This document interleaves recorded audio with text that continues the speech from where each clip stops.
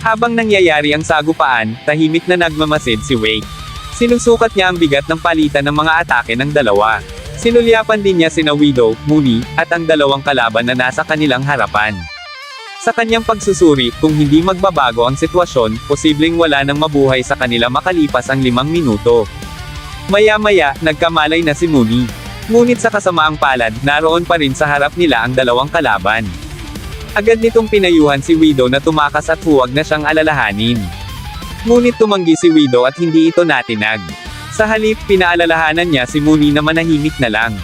Napansin ng isa sa mga kalaban na hindi kabilang si Widow sa kanilang target list.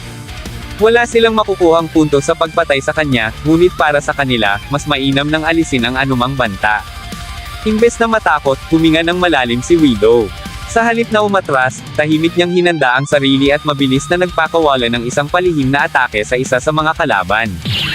Agad na nablock ng matinding sipa ang palihim na pag-atake ni Widow gamit ang kanyang espada, isang sipa na sapat upang mabali ang mismong sandata niya. Wala na siyang nagawa kundi tanggap ang katotohanang marahil iyon na ang kanyang huling sandali. Paparating na ang mapaminsalang sipa, ang parehong sipa na bumali sa kanyang espada. Pero bago pa man tumama, 3 punyal ang biglang lumipad sa ere, mabilis at tahimik na patungo sa direksyon ng Enhanced Human. Gulat na gulat ang kalaban,